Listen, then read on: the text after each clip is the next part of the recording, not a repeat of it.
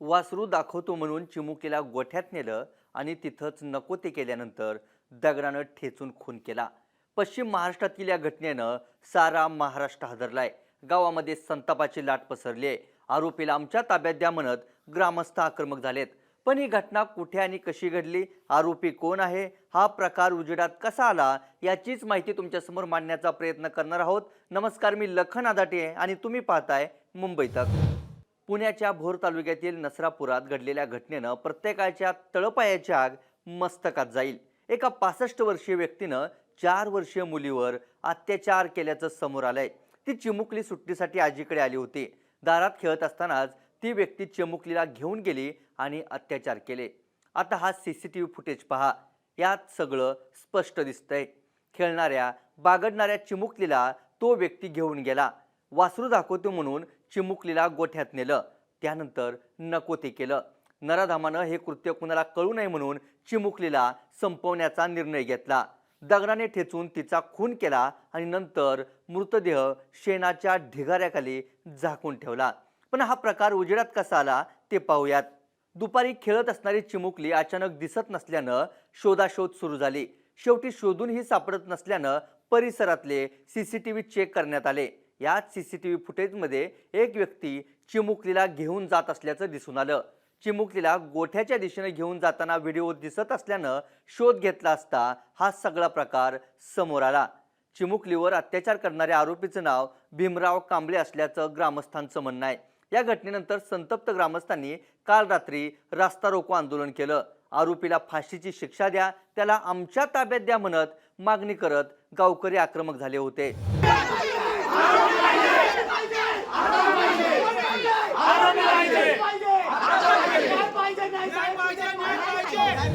पोलिसांनी समजूत काढल्यानंतर आंदोलन मागे घेतलेल्या गावकऱ्यांनी आज मात्र पुन्हा गाव बंदची हाक दिली.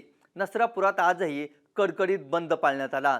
आमदार शंकर मांडेकर आंदोलनस्थळी आले असता आंदोलकांनी त्यांनाही घेराव घातला.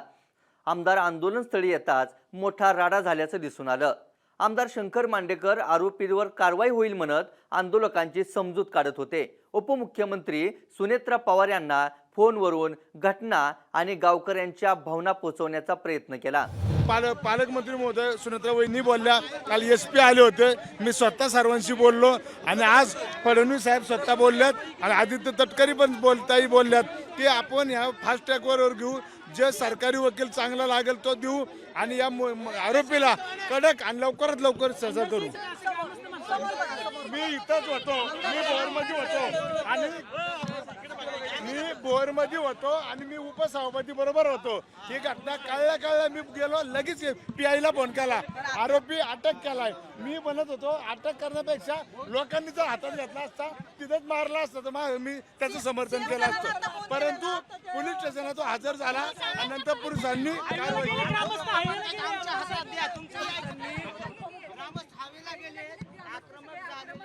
आक्रमक आहे. बरोबर आहे, आम्ही त्यांच्या बरोबर आहे, त्यांच्या भावना आम्ही समजू शकतो. परंतु काही कायदा आहे, कायद्याच्या प्रोसिजरने जाऊन आपल्याला शासन त्याला करावं लागणार. सध्या संशयित आरोपी पोलिसांच्या ताब्यात आहे. घटनेच्या पार्श्वभूमीवर गावात कडेकोट पोलीस बंदोबस्ती तैनात करण्यात आलाय. या प्रकरण पोलिसाकडे काल ज्यावेळी रिपोर्ट झाला, साधारण संध्याकाळी घटना काही 3:30-4 वाजताच्या दरम्यानची आहे आणि 4:15 वाजता ज्यावेळी पोलिसाकडे हे रिपोर्ट झाला तर तातडीने आम्ही त्याचा शोध सुरू केला, आरोपीचा शोध सुरू केला आणि 1 ते 1.5 तासाच्या दरम्यान आम्ही हे आरोपी जे आहे त्याला ताब्यात घेतला. परंतु दुर्दैवाने तेव्हापर्यंत त्याचे अत्याचार होता ते झालेला होता आणि ती हत्या झालेली होती.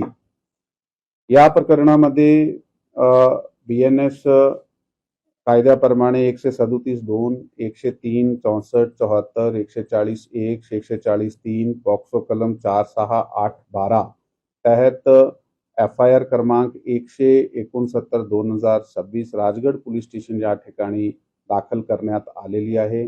पुढील तपास जे चालू आहे, आरोपीला अटक केल्यानंतर प्रामाणिक तपास आमची विशेष टीम करत.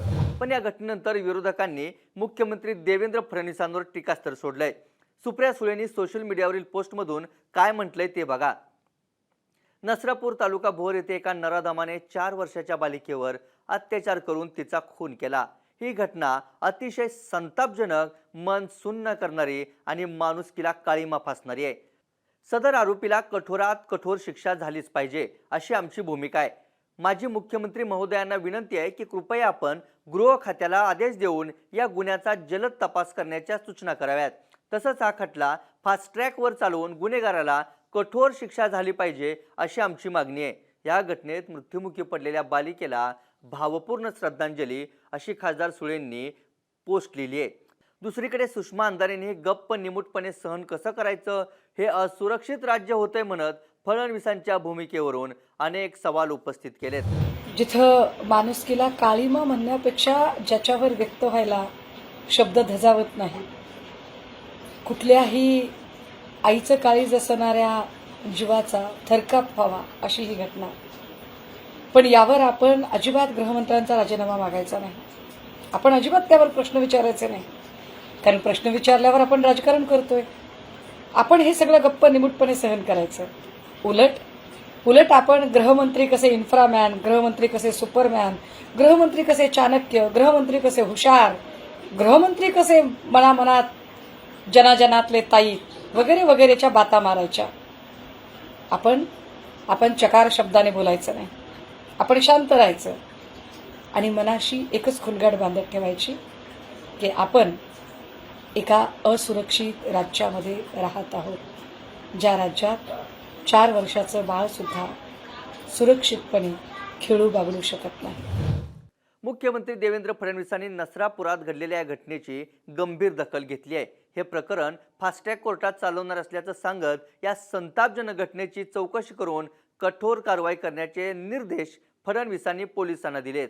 याशिवाय अशा घटनांवरून राजकारण करणं योग्य नाही म्हणत विरोधकांच्या टीकेवरूनही पलटवार केलाय। पुणे जिल्ह्यातली जी घटना आहे ही अतिशय निंदनीय, अतिशय दुःखदायी अशा प्रकारची घटना आहे। 3-3.5 वर्षाच्या चिमुकलीवर 65 वर्षाच्या नराधमानं त्या ठिकाणी अत्याचार केलाय आणि तिचा खून देखील केलेला आहे। आरोपीला अटक झालेली आहे। आरोपीचे अशा प्रकारचे जुने संदर्भ देखील त्या ठिकाणी दिसत आहेत। एकूणच या घटनेतनं समाजामध्ये मोठा रोष आहे। सगळ्यांनाच या घटनेमुळे त्या मुलीच्या बद्दल, त्यांच्या परिवाराबद्दल प्रचंड हळहळ वाटते। आरोपीला अटक तर केलीच आहे, पण मी आश्वस्त करू इच्छितो की फास्ट ट्रॅक कोर्टामध्ये हा संपूर्ण हे प्रकरण आम्ही नेऊ। स्पेशल त्या ठिकाणी फास्ट ट्रॅक कोर्ट तयार करायला आम्ही हायकोर्टाला विनंती करू। स्पेशल पब्लिक प्रॉसिक्युटर देऊन कमीत कमी वेळात या नराधमाला मृत्यूदंडाची शिक्षा झाली पाहिजे अशी मागणी कोर्टापुढे आम्ही करणार आहोत। मला असं वाटतं हे इनसेन्सिटिव्ह आहे। प्रत्येक गोष्टीत राजकारण शोधून काढणं यापेक्षा वाईट दुसरं काही असू शकत नाही। काही गोष्टीत तरी संवेदना बाळगली पाहिजे। मला असं वाटतं ठीक आहे ते काय करतायत, पण राज्य सरकार जे केलं पाहिजे ते नक्की करेल। नसरापुरातील या मन सुन्न करणाऱ्या आणि माणुसकीला काळीमा फासणाऱ्या घटनेनंतर पोलिसांकडून तपास सुरू आहे। आरोपी गुन्हेगारी वृत्तीचा असल्याचंही आता समोर येत आहे। मात्र दारात खेळणाऱ्या पोरीही सुरक्षित राहिलेल्या नाहीत। त्यामुळे महाराष्ट्रभरातून अशा आरोपींवर कठोर कारवाईची मागणी करत संताप व्यक्त केला जातोय। या व्हिडिओत इथंच थांबूयात। आरोपींवर वेळीच कारवाई होत नसल्यानं असे प्रकार वाढत चाललेत का? आरोपीला शिक्षा देण्यास यंत्रणेला यश येईल का? याबद्दल तुम्हाला काय वाटतं ते आम्हाला कमेंट करून सांगा। ताज्या घडामोडी आणि अचूक विश्लेषणासाठी मुंबई तकच्या यूट्यूब चॅनलला सबस्क्राईब करा। फेसबुक आणि एक्सवरही फॉलो करायला विसरू नका। धन्यवाद।